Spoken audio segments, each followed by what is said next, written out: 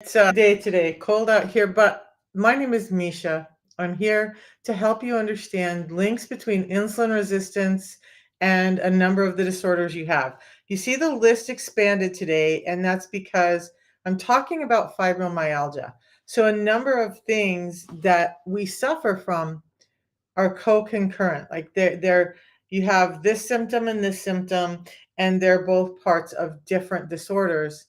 But the one thing that's linked with them all, whether you have all of them or not, seems to be insulin resistance. So let's start with this off with I'm not a doctor.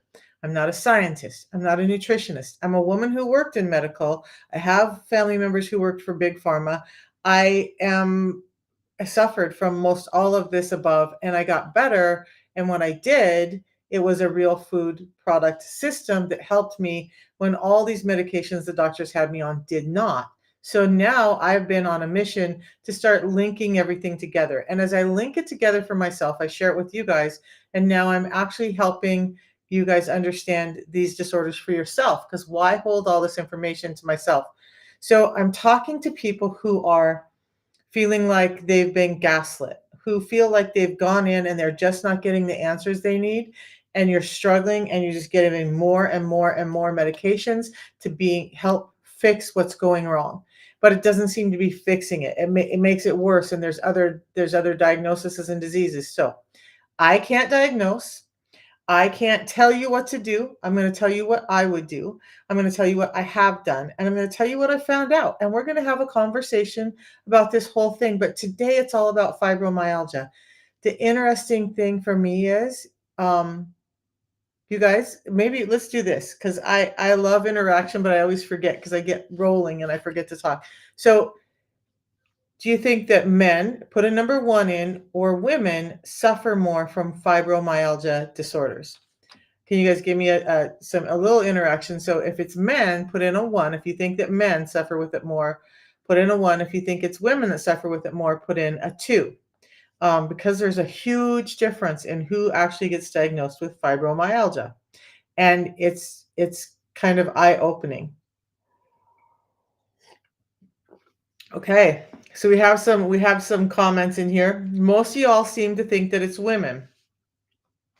Okay, so yes, three to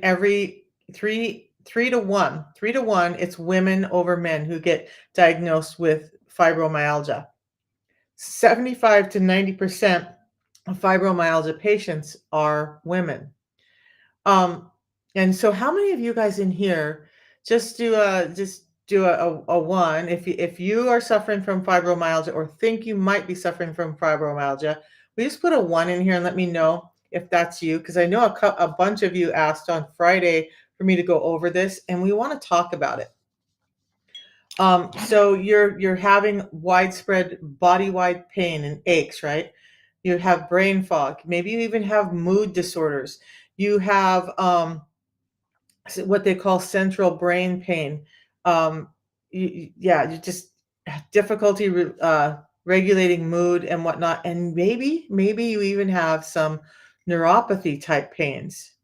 So, in the short little bit of research that I've been doing this last few days, a couple of things are interesting to me because as I looked at it and said, okay, well, I'm suffering with this and I suffered with that. And, when I look at, so let's start with the fact that it starts in the brain.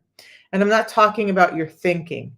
I'm talking about the actual structure, physiological structure of your brain is where the fibromyalgia seems to be starting. And there's a lot of really frustrating things that I ran upon when I was doing this research. Number one is they've been studying it for years, and many, many doctors have been like, we don't know what the cause is. I had rheumatoid arthritis and osteoarthritis. We'll talk about that in a little bit. But I worked for a group of doctors in Oregon, Portland, Oregon, and one of the doctors said fibromyalgia is absolutely real. They haven't discovered what causes it yet, but they wanted to treat it.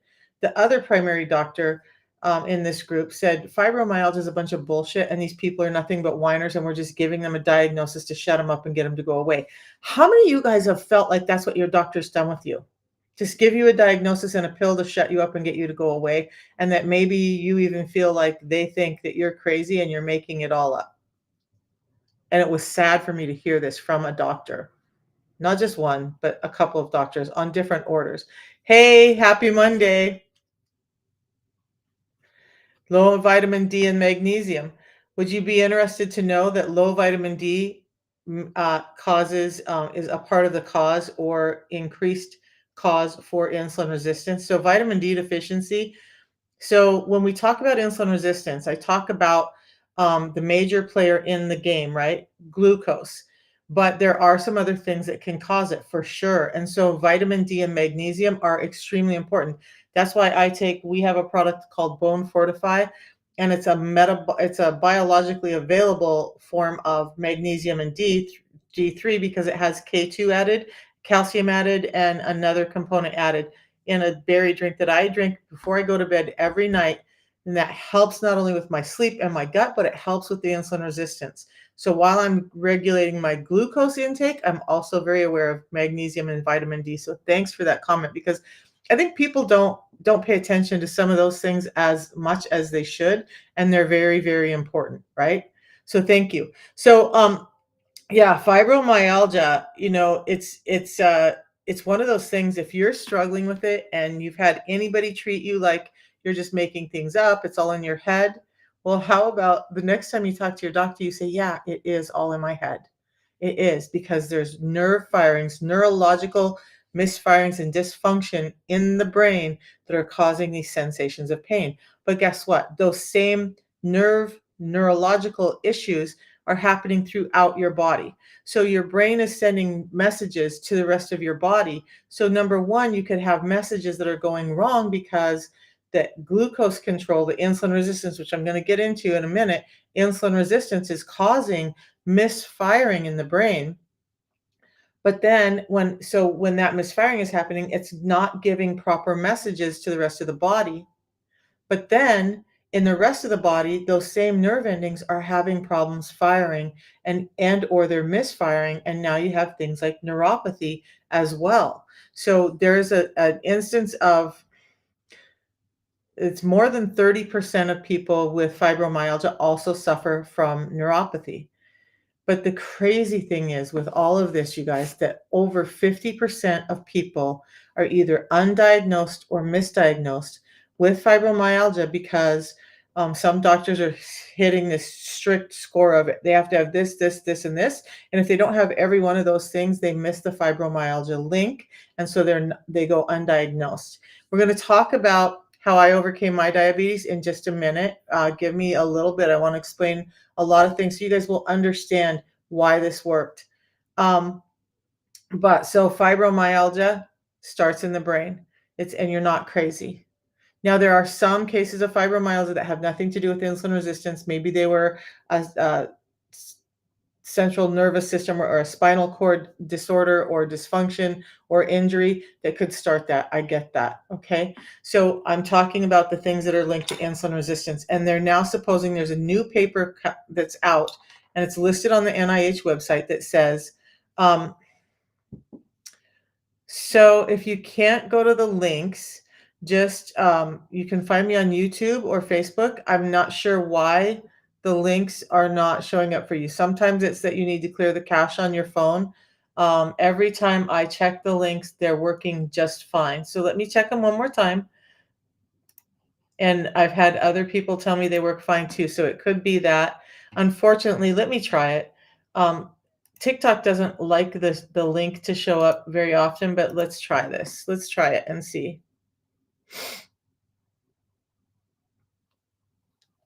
Okay. I hope you guys can see the link. I just dropped it in there, and I will try to find a way to get that. Maybe I'll put it up in my graphic on future ones, okay?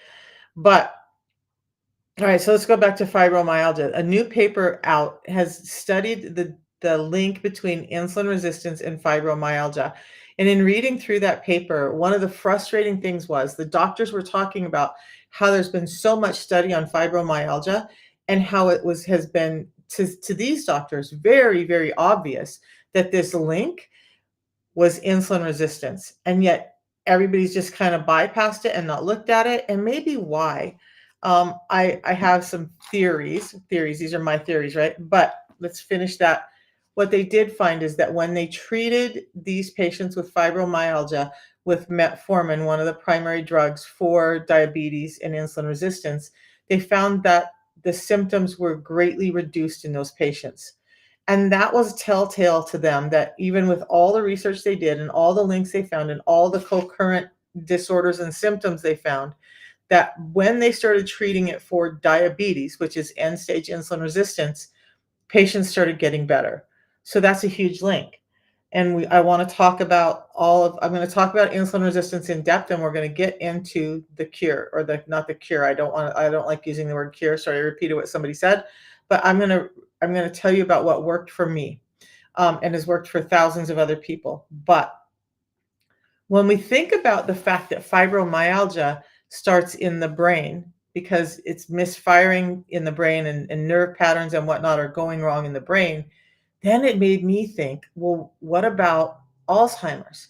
Is there a link between fibromyalgia and Alzheimer's? And sure enough, people with fibromyalgia are three times more likely to develop Alzheimer's as they age. So, metformin does have some really nasty side effects, and that's why I chose a more natural route. And it is in the links in my bio. You can find it there, and we'll talk about that here in just a few minutes. But give me time to get to that. I don't like medications. I'm not here to push medications. I think there are certain instances like infections and whatnot, and pain, severe pain, that we need medications, and we should all be very thankful that we have them. But I think they're overdone. And I think that we miss things like the fact that this is a food-borne disorder. Insulin resistance is a food-borne disorder. And so, of course, more money is made when we are continuing to eat all the wrong foods, and then we're taking medications on top of it. So we're going to talk about all of that. But where was I? So we were talking about the brain. Oh, Alzheimer's. Um, so there's a definite link there. But then I have ADHD, and I had this widespread pain. I was never diagnosed with fibromyalgia, but I just had this like ache and pain and tiredness and adrenal fatigue, and I had all the symptoms that were around fibromyalgia, and I was in pain constantly. So I thought, well, if it starts in the brain, I wonder. And sure enough, there is a link between ADHD and insulin resistance and fibromyalgia as well. And it does have to do with the serotonin and dopamine uptake in the brain. Now, I haven't had time to dive in and find out how that can be regulated, because as you can recognize now, all of these things link in, and yet some things are more likely to be genetic and tipped off by something else. And if you suffer with ADHD like me, then you're probably more likely to experience fibromyalgia and some of these other issues because of the lack of dopamine usage in the brain. And so that's why I get hyper focused, because it gives me dopamine response to my brain. But instead of like disconnecting here and thinking it's all about the body, I want everybody to open up to the idea that it could just be in your brain, and that this misfiring of getting glucose to the brain and getting the brain the energy that it needs could very well be, and a lot of science is starting to point to the fact that it is the problem that kicks off this whole avalanche of other issues. So let me come back down here, and I'm sorry, I dropped this down, so I need to make sure. Okay, so all right.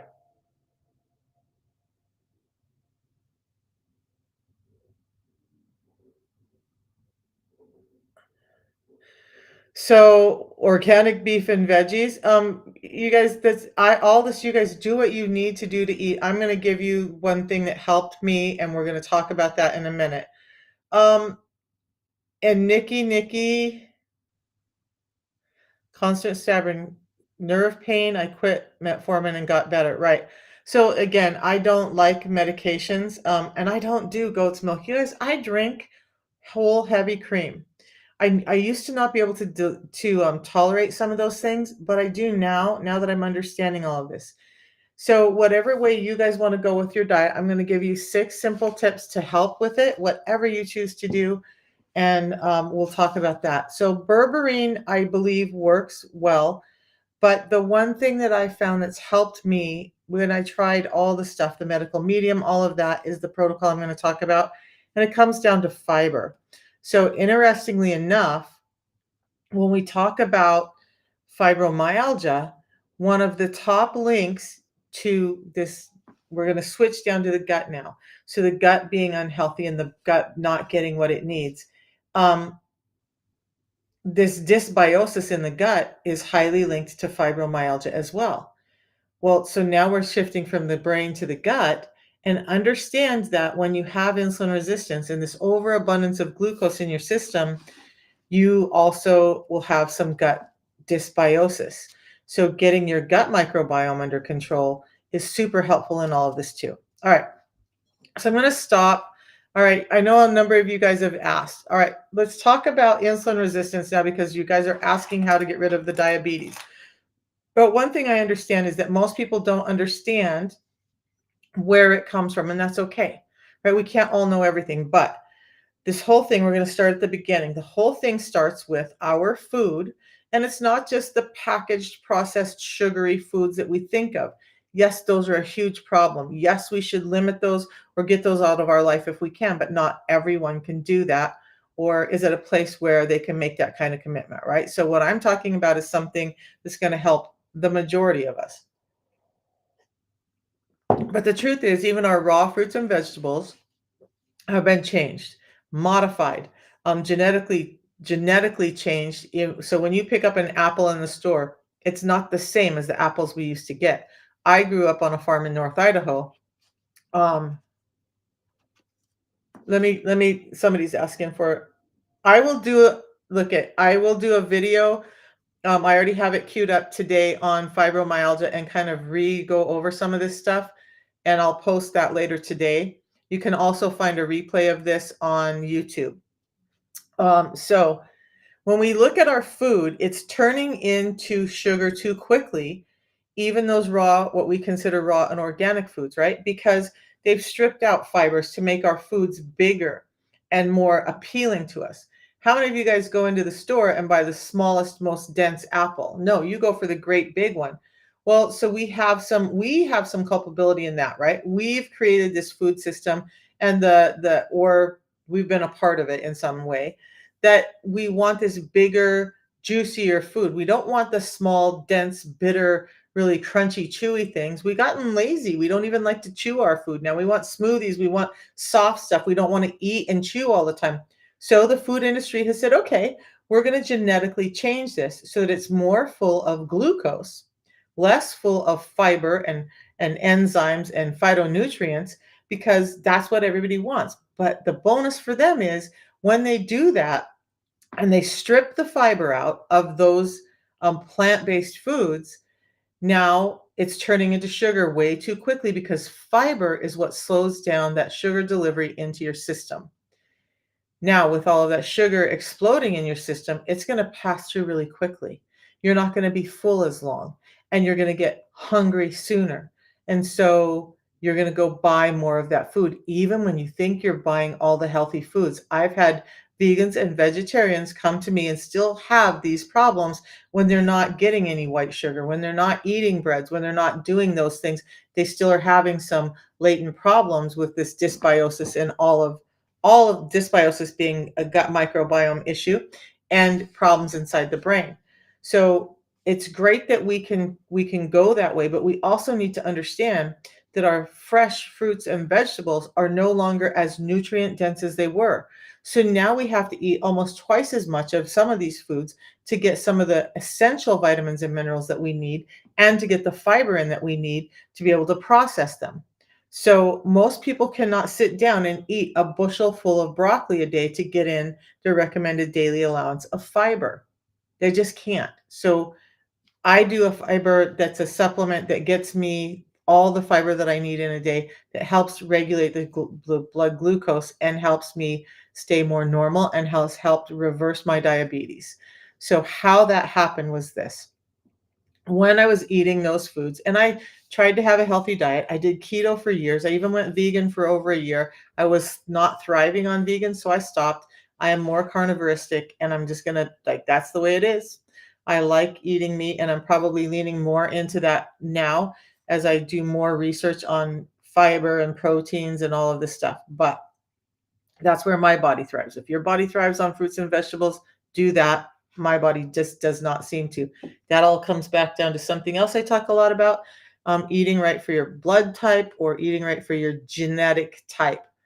Look, a South Pacific Islander is not going to have the same genetics as I do. Neither is someone from the Mediterranean. I'm Native American from the Great Lakes region, and I just am built different than people who are not from that area, right? Same with you guys. You got to figure out what your genetics are and what your body thrives on. In the meantime, there are some clues that we can do in this modern food environment that has changed so much to help us feel better. The first thing we need to understand is slowing down the delivery of sugar into our body. When we're drinking juices and smoothies all the time, you've already broken down things or removed the fiber, and you've slowed down the digestive enzymes that are created when you start chewing. And now you're getting stuff that's broken down into your system way too quickly, and it's turning into sugar way faster than it needs to. Fiber. How does fiber help? So the fiber I use has 7 different types of fiber, not just like the psyllium husk or uh, the I can't remember maltodextrin, whatever is in the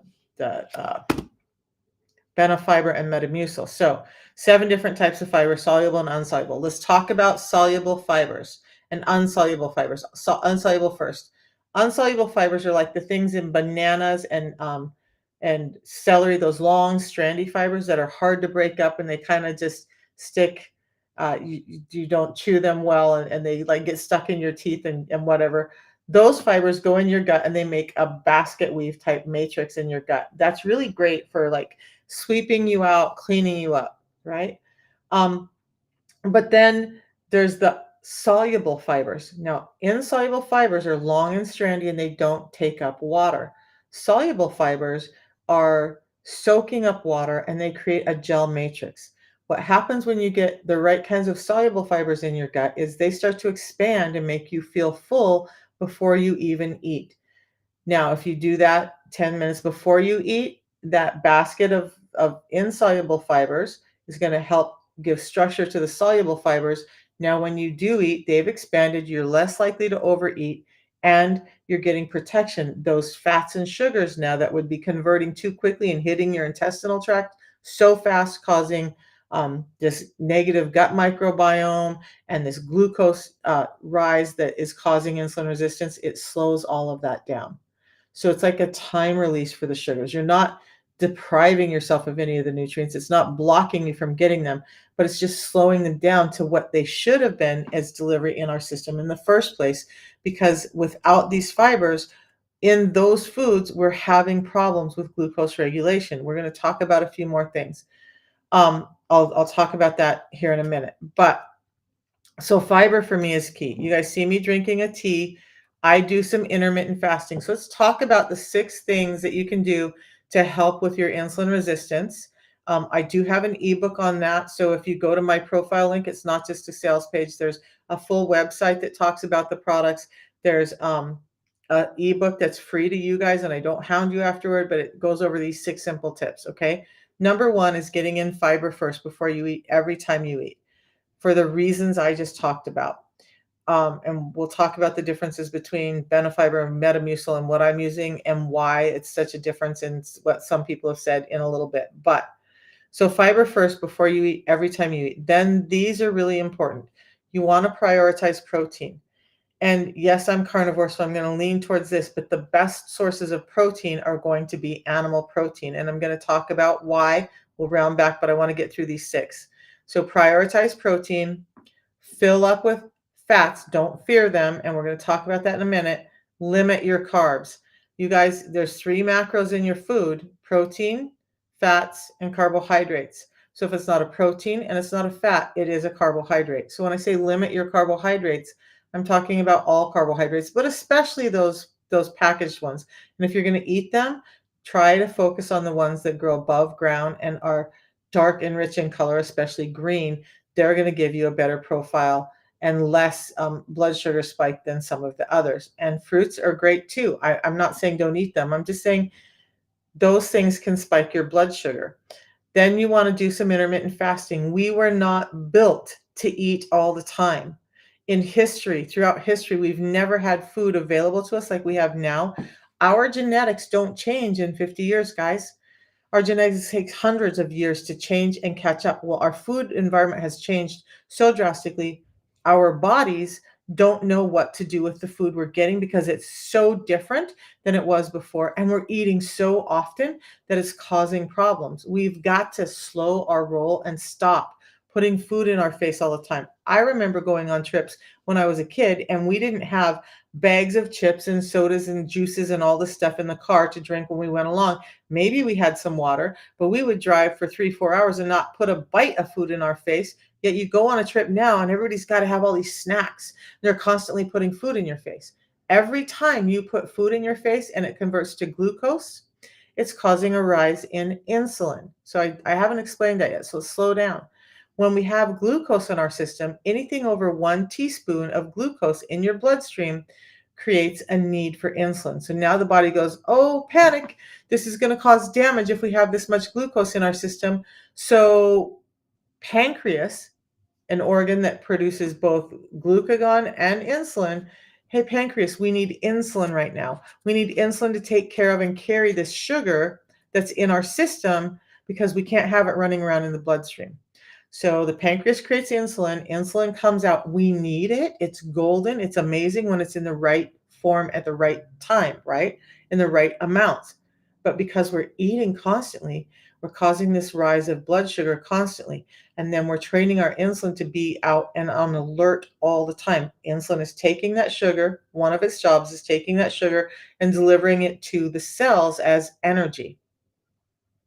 But instead of just insulin coming and knocking on the door once a day and saying, hey, here's your package, here's your groceries for the day, now we're eating so often that there's multiple messages from insulin coming to our cells all day long. Knock, knock, knock, knock, knock, knock, knock, knock, knock. And the cells are like, I just took in groceries for today. I don't want anymore. I can't do anymore. And then they start to get resistant and they don't want to take it in at all. Some cells are taking in too much, but this whole thing between our cells not getting in the right amounts at the right times, some cells taking in too much, some cells taking in not enough, that's insulin resistance. Where did it stem from? Eating too often. So, when you hear these influencers who are saying eat every 2 hours, they're causing the problem. You may end up with some weight loss in the first place. You may end up with some, but you're setting your metabolism up for failure because you're training it to need insulin to run on for energy. We're going to go over all of that too. All right, so we need to slow down our need for insulin. So you've got to, I went off on a tangent. You need to do some intermittent fasting. It's easier than you think. I always used to think, oh my God, there's no way I could do that. It sounds great. I know I need to do it, but I couldn't. The system that I use absolutely helps me. This tea shuts down my hunger in the morning, gives me satiety in both my brain because it's getting energy and in my gut by allowing me to feel a little bit full. So I'm not wanting to eat. I ate at 6 p.m. last night. So I'm now 15 hours into a fast and I'm barely even feeling any hunger now. If I finish my tea and go on about my day and wait another 2 hours, I'll be well into a 16-hour fast and I can have my first meal or my break fast. Intermittent fasting. The last one, super important, you guys. Yes, the dietary pieces are important, but can we all agree that we all sit on our butts too much? We're tied to these devices. We're tied to computers. We're doing sedentary jobs. Most of us are doing sedentary jobs. We're just not moving like what we used to. And so we're not utilizing the glucose that we do take in. So now we're not moving as much and we're eating too much. And so there's the usage of the glucose isn't getting taken up and it starts to get stored. So your muscles are 25 to 30% of the makeup of your body, and they're probably the biggest glucose user in your entire system. Move your body, move your body, move your body. Go for walks. Some weight-bearing exercise is important. We'll go over why in a little bit. So now what I did, reversed my diabetes and all the stuff up there is this. I drink this tea in the morning, and why this tea? It's like It's 375 times higher in one component called chlorogenic acids that actually get through the blood-brain barrier and deliver nutrients to my brain. My ADD, my forgetfulness, my a lot of the issues that I suffered with for life and just felt like horrible about myself have improved so drastically by using this tea. And why? I'm not steeping a tea. I can have it hot or cold. It's giving me 375 times the amount of a normal bagged tea, and it tastes great. And it has been stripped of toxins. We take it to a lab that removes the carcinogens and the PAHs from fire roasting, and any incidental pesticides and toxins that are in it. So I have this tea every morning in my fasting window for fiber, those 7 different fibers that I talked about, plus vitamins, minerals, and phytosterols that are all helping with my heart health. Both components help with my heart health. I have this, and I just mix it in water. I put it in a little bit of water. I only mix up about this much water. Mix this in, drink it down, wait 10 minutes, have my meal. That's it. That's how I took my A1C from 7.4 down to 5.3 and reversed my blood pressure from 180 over 150 down to 110 over 70, no medications. Okay, so there's a lot of comments. Let me get here. Let me see if I can. If I missed comments while I was talking, guys, please re-ask. Insulin resistance and postmenopause. Yeah. So why don't we go over postmenopause tomorrow? I can give you a little brief description of that.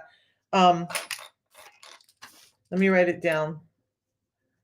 There's a lot going on postmenopause, and I want to really finish up with the fibromyalgia today, but there are huge links, and there's a lot going on in your body with estrogens and glucose regulation and all of that postmenopausal, but that's a whole nother talk.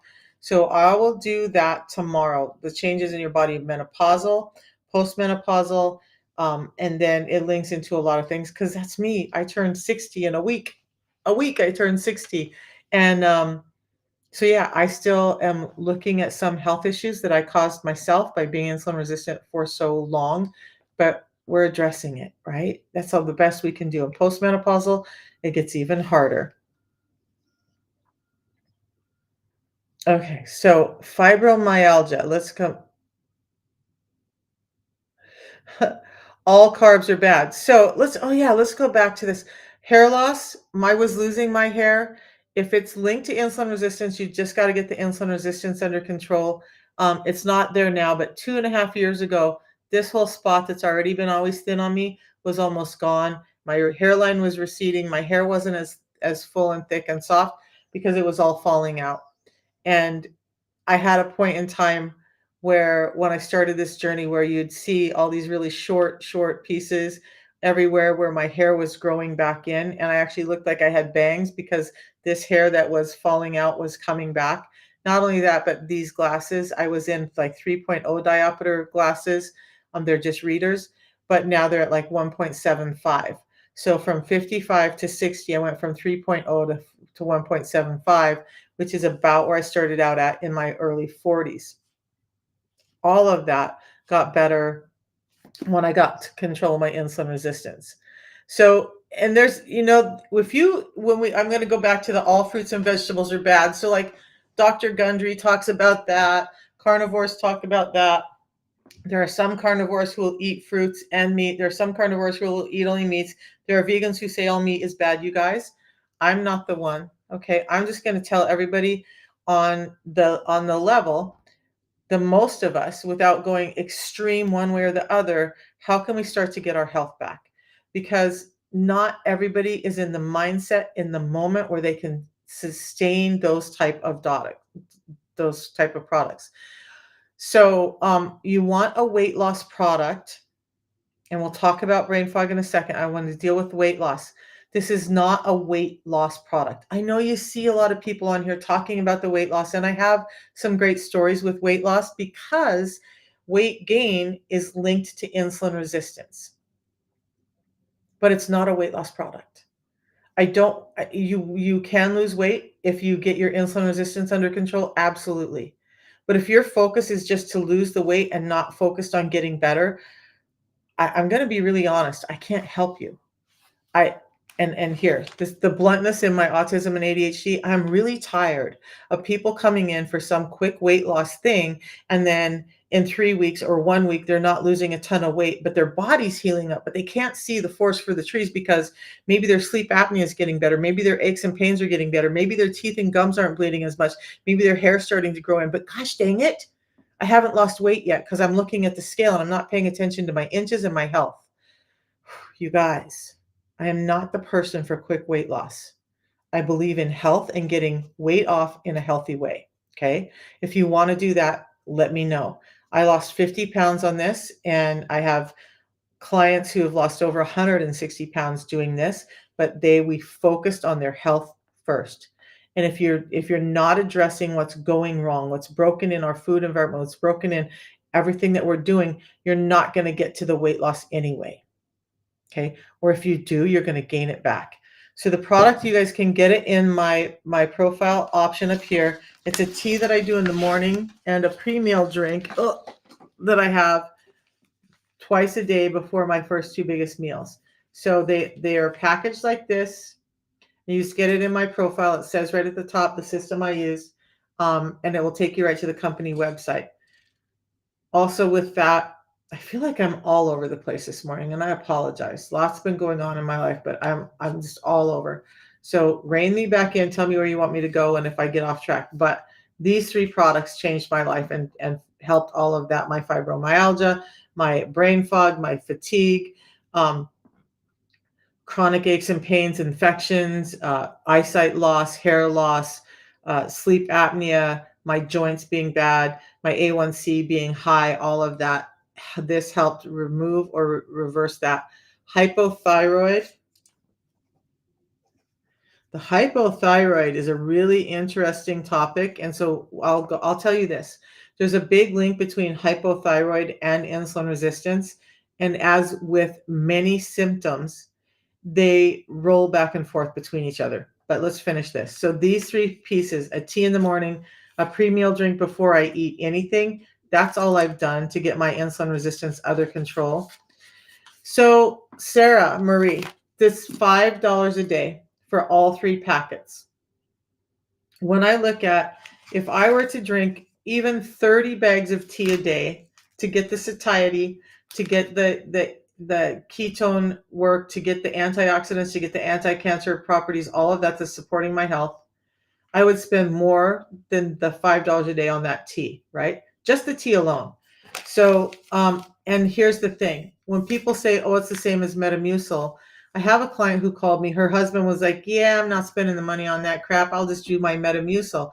He ran out of his Metamucil, which he took to work with him every day, trying to manage this with that. And his wife was like, okay, well, you're out. Here, I'm going to give you some of my fiber today, and we're going to try this. He came home that very day and said in one day he could feel the difference. He said, I will never go back to that Metamucil again. There is no comparison. And now his diabetes is under control and he's doing much better too. So when we talk about cost and when you talk about not as expensive, I just can have a conversation about that. I get it. I felt that way too. I was like, oh my gosh, this is so expensive. There's no way I can sustain this cost every month. But guess what? Within 3 months, I had gotten rid of all of my medications, 13 medications at about $10 a pop for copay. That's 130. That's about $130 a month, right? So I just checked the link and it's working. I'm not sure why. When I get off the live today, I'll check it from my phone. And I've had a number of other people tell me it's working. I just dropped the link in there. If you can go to mishafayant.com and everything will be there. Okay. So yeah, I can check it again, but it was working at the beginning of this live, I clicked on the link and it was working. So what I find happens is sometimes, especially with TikTok, you've just got to clear your cache and whatnot. But so I'm going to finish this about the cost, because not only did I get rid of those 10 medications, that was about $130 a month. but I was going to the doctor at least twice a month because I was suffering with all of this. I had CAT scans, I had MRIs, I had blood work, I had urinary 24-hour urine tests. It was a lot of money for all of this testing to try and figure out what was going wrong with me. I haven't been to a doctor outside of for an annual physical in 2 years. Why? Because I got my health back. So when I add up all of those costs and the implication of the time I lost going to the doctor, sitting in the doctor's office, waiting for the doctor's visit, driving back home or back to work from the doctor's visit, um, it all got better. So I'm going to do this. Text me and I'll send you the link because I just tried it again and it is working. You might have to clear your cache.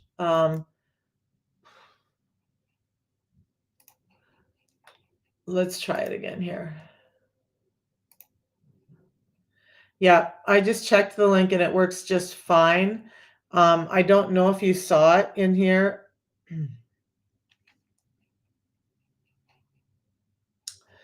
I will find a way. If you message me, sorry, I didn't mean to do that. I meant to do this. Message me at this number and I'll get you the link. Or you can go to my website at mishafayant.com.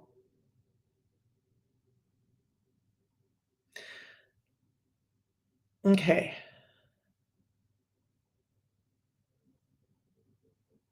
Maybe, I'm not sure.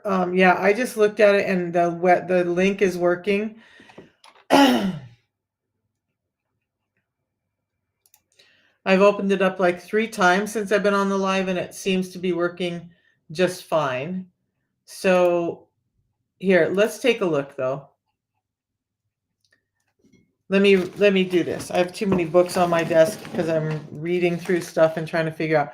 And I do want to come back to questions. So if I'm missing questions, please re-ask them. So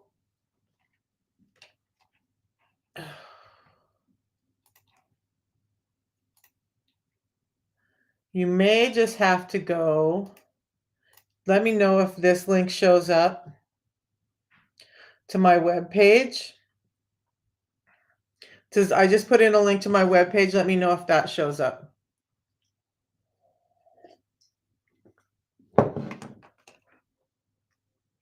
Let's talk about the caffeine too. I know I didn't finish about the cost, but you guys, my grocery bill went down. I actually ended up saving money by doing this.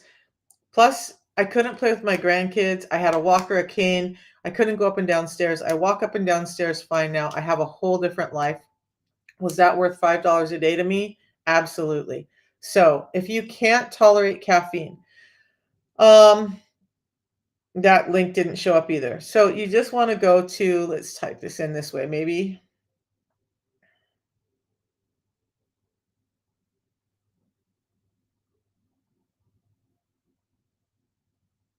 So you just want to go to me. Oh, sorry, I spelt it wrong. I spelt my own name wrong. So you're just going to go to Misha Fayant. That's my whole name. .com. There's my name. And then it should pull up my website.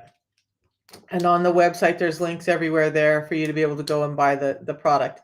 The links are working on my TikTok. I will reinsert everything today and see if I can refresh that, but I don't exactly know why.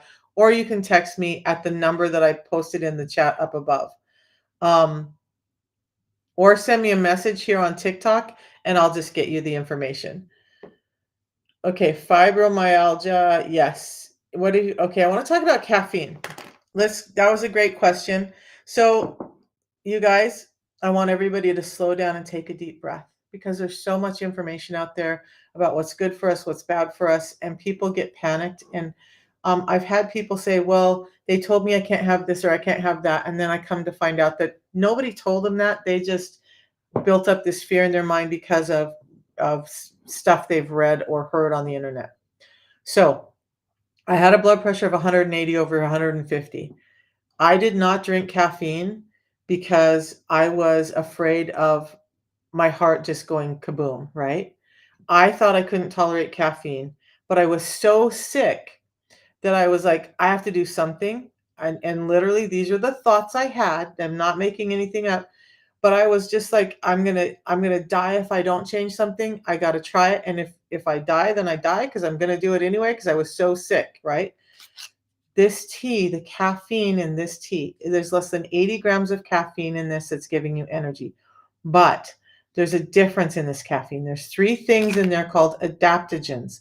Those adaptogens regulate how the caffeine works in your system.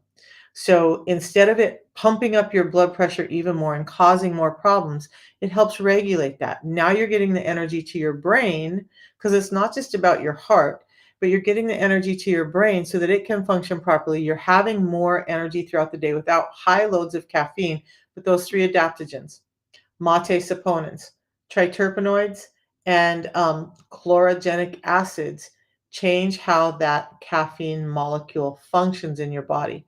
Now you're not getting that slam you against the wall, drop you to the floor kind of energy that's causing heart problems. In fact, the tea has heart healthy properties. It helps with regulating blood pressure. So now I was terrified. You guys, I'm going to be like, just I can't say the word I was gonna say. I was gonna be super honest. I was terrified at first because I thought, "What are you doing drinking something with caffeine in it when you have such high blood pressure that your heart's likely to explode?" But I'm like, "Trust the process," and I did it, and now my blood pressure is 110/70 every morning, no medications. It changes how the caffeine acts in your body. So the locals down in Argentina call it morphine because it's so very different than caffeine in coffee. So, I would love for you to understand that. And we have a cardiologist who's recommending this to every single one of his patients. And what he does is just start them out with like a half a packet or a reduced every morning until they figure out if they can tolerate it or not. I've suggested to people to mix it up in about 40 ounces of water and split that into half or fourths and drink it and see how you do. And then go from there. So if you have an allergy to caffeine, a real like diagnosed allergy, I then there's a lot that you just can't eat because there's a lot of foods that have caffeine in it. But that's the story on the caffeine. Fibromyalgia, Ro, good morning. Insulin absolutely can cause gut issues. So here's part of how.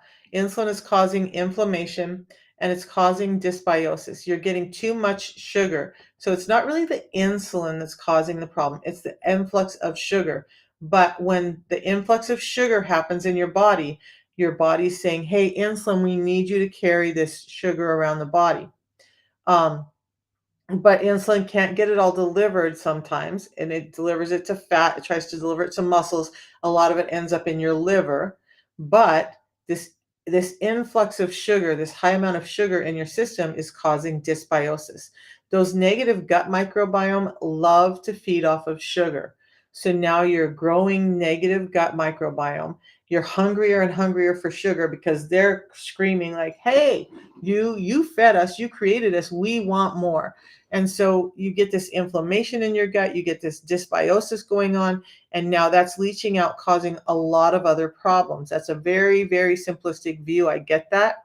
I can do a more in depth video and cite some resources later if you so choose. But yeah, so insulin resistance, not insulin alone, but insulin resistance or too much insulin can cause gut dysbiosis and inflammation that's causing not only things like fibromyalgia, but things like autoimmune disorders and immunity problems in the first place because your gut houses 70% of your immune cells. And when it's unhealthy, the immune cells aren't functioning like they're supposed to. So that's just some basic stuff. But yes, getting the insulin resistance under control by controlling the sugars can help with your gut microbiome. The fiber that I use also is considered a prebiotic, and because it is a prebiotic, and it's helping feed the good microbiome feed off of fiber and the negative feed off of glucose. Okay. So this is helping me rebalance my gut. It's why I went from uncontrolled IBS so bad that I didn't want to leave the house or I wouldn't eat. If I was on a trip, I just wouldn't eat because I knew that somewhere along the trip I was going to have a problem. And I wasn't about to have that happen. I don't have those issues now. Okay. Fibromyalgia, Ro, you missed part of it, so let's get this. So, Mike, the belly is from insulin resistance. Give me a minute, we'll talk about that. Ro, the fibromyalgia is happening because of nerve pathway disruptions. And so it starts in the brain. That's why they call it central brain pain, but it's starting in the brain. So you know those same nerve pathways, if they're misfiring or can't connect. So either they're firing out the sides and they're not connecting to the nerve pathways, the other nerve pathways, because it's not just like one big nerve. They're these short little junctions. If those junctions aren't communicating, or the firings are going out the side, or they're not firing at the rate they're supposed to, because insulin, excess insulin, is messing with all of that. Now you start to have perceived pain throughout your body, starting from the brain. But you know that those nerve pathways are not just in the brain, they're throughout your body. So the brain tends to send those signals, right? But then now we have pathways throughout the body. Even if the brain is getting a signal down, in the body, those same malfunctions, not enough firing, too much firing or misfiring, is all happening. And now you have neuropathy, and you have fibromyalgia, and you have brain pain, you have brain fog, you have mood swings, you have just body wide pain, and even mental depression that you just can't seem to get rid of. Most fibromyalgia is really linked to insulin resistance. Yes, there's some spinal cord problems that can happen, but new research, Ro, I can share the paper with you if you want, but there's a new paper out on insulin resistance that talks about um, that insulin resistance is, they're now leading to the fact that insulin resistance is the root cause of fibromyalgia for some of those reasons. And it gets more complicated, but that's a very simplistic view of what's happening, just so you can understand. But insulin resistance is causing that fibromyalgia. They gave some patients metformin to help with the diabetes, and that helped with the fibromyalgia. And that was part of where they started coming up with the link. Like, how come we're giving them a diabetes drug helping with A1C? And they weren't testing insulin resistant people, they were testing people with prediabetes and diabetes, but that brought them to the links that this is all leading back to insulin resistance, because some people were not diagnosed yet with prediabetes and diabetes. So they start looking in and they're like, oh, but they're still having this glucose dysregulation and the insulin resistance. And so there's this huge link. Um, Now, the belly fat. So fibromyalgia, if your friend has fibromyalgia, Ro is also doing the system. Get her on the system. Get her to do it for 90 days. I would be willing to bet that her fibromyalgia pain gets much better or goes away during that time. I used to have such bad pain, and I mean, I had all of this stuff up here, and doctors were frustrated, not able to figure out what was going on with me. And all of it cleared up. You know, Ro, you want to tell them your story?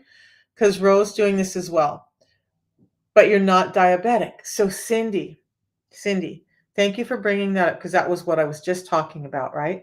So they did these tests on diabetic people and pre-diabetic people, and found that the insulin is highly relevant in those people. But insulin resistance does not get diagnosed as pre-diabetic or diabetic until your A1C is going up. So let's take a few steps backward. We'll start with a glucose regulation problem born by food that we're eating too often. We don't need to eat every 2 hours. We don't need to have snacks. You guys, stop. You're not going to die if you don't eat between those 4 hour periods between your meals. If you don't stop and have chips or a candy bar or nuts or a fruit or whatever, it's not going to cause you any problems. It's going to help you. We're eating way too much. Okay. And we're eating way too often, and we're eating food that's converting into sugar too quickly. Now, that constant load of sugar, even protein converts into some glucose in our system. Um, Fat's the only one that really doesn't do it. Proteins and carbohydrates are converting into glucose in your system. Protein about half as much as carbohydrates.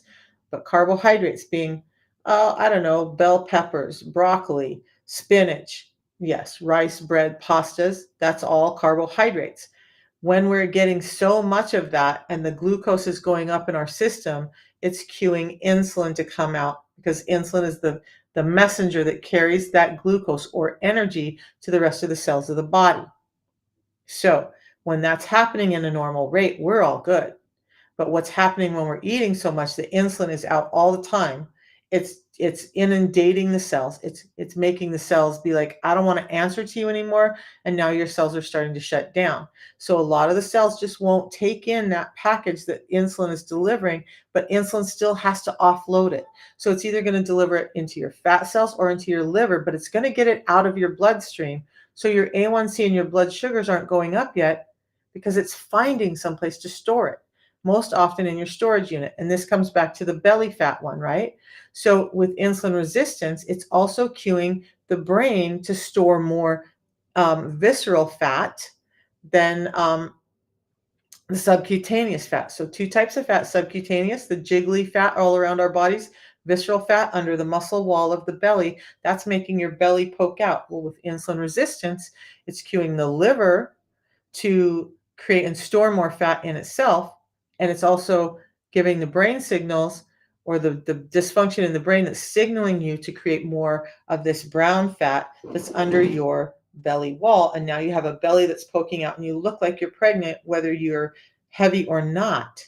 It all started with insulin resistance and the diabetes. Now we get to that. So it only shows up as diabetes when your fat cells are so full that they become resistant, and now it's spilling back out into your bloodstream. Now your blood sugars are going up. Now your A1C is going up. But you could have had this problem for 20 years before you ever get diagnosed with diabetes. I was doing keto. I was working out 6 days a week, 3 hours a day. I was having a number of these symptoms, but my blood sugars were fine. I was not diabetic until I had to stop lifting like that. I had to stop working out like that because my joints were failing because of all these other things. And then my blood sugar started going up, and then I got diagnosed as diabetic. We now look back and realize that I was probably insulin resistant for 20 to 40 years before I ever got the diabetes diagnosis.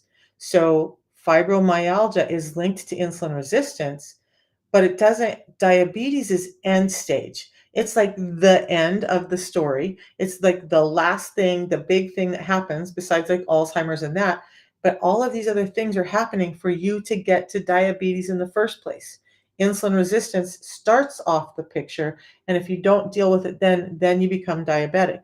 Fibromyalgia can happen just because of the insulin resistance causing all of this misfiring throughout the body. Um, yes, you see fibromyalgia above.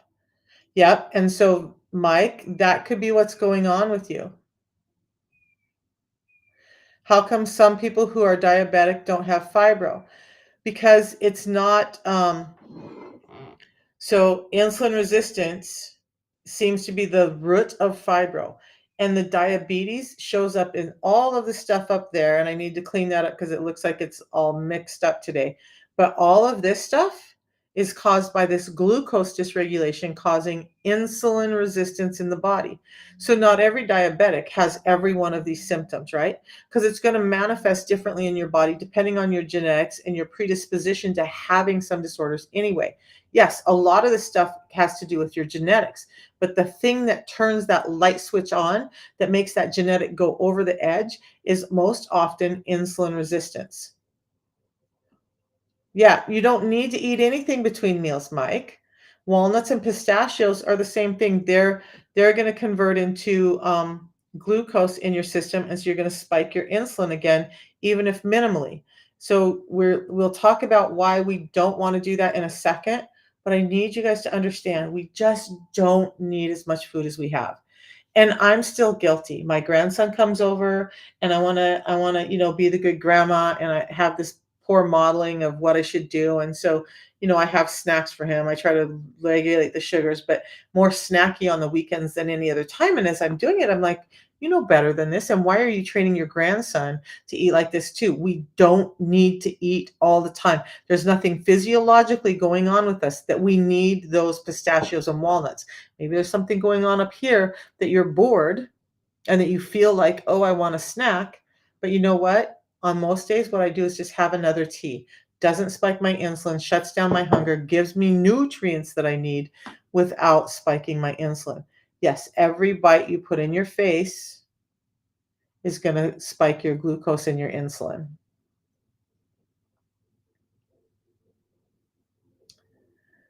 Okay.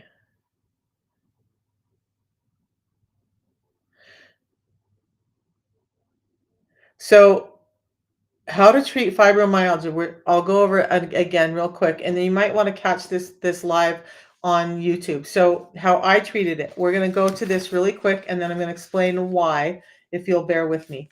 First, I want you to understand that there are scientific papers out now that are linking insulin resistance to fibromyalgia and as being the cause of fibromyalgia. Insulin resistance, as I just explained, is the first step to becoming prediabetes and diabetic. You don't have to be diagnosed with either one of those to have insulin resistance, but insulin resistance is causing problems with the nerve pathways in the brain. That's why they call it central brain pain. But those nerve pathways are also happening throughout your body. And what's happening is they're not firing at the right rate, or they're misfiring, and either way, those neural pathways aren't connecting, and you're getting messages that are going outside of the pathways, causing this randomized body-wide pain. It all starts with insulin resistance and how that's messing with the nerve pathways. But it also links into Alzheimer's, ADD, all of that stuff. That's why that's up here. Now, so what you want to do is regulate the blood sugars. If you're somebody who can go carnivore and just eat meat, great. Do that. Do that. If that's the best way for you, do that. But if you can't, and you're just a normal person like me living a normal life, and I still like croissants. I not as much as I used to. I still like having some things that maybe I shouldn't have once in a while. But I just do this. I have a tea in the morning. I do some intermittent fasting, the tea in the morning, which is what I'm having now, and I'm almost at 16 hours of fasting, not even hungry yet, because the tea shuts down my hunger. It gives me anti-cancer, antioxidant properties, anti-inflammatory properties, helps with my gut microbiome, helps with my heart rate, helps with um, my my anxiety, depression, my brain fog, and my energy levels without hyping me up. I do this. And between meals, if I get really hungry and I want to, so this one was hot when I started. I have another one mixed up that I will sip on throughout the day because it sends signals to the brain that help give you satiety, because your brain has energy now and it's not cueing the body that it's hungry. But it also gives cues to the gut to make the gut feel like, okay, I'm full, I don't need to eat. And so now I'm not overeating and needing to snack. You don't need to snack. Um,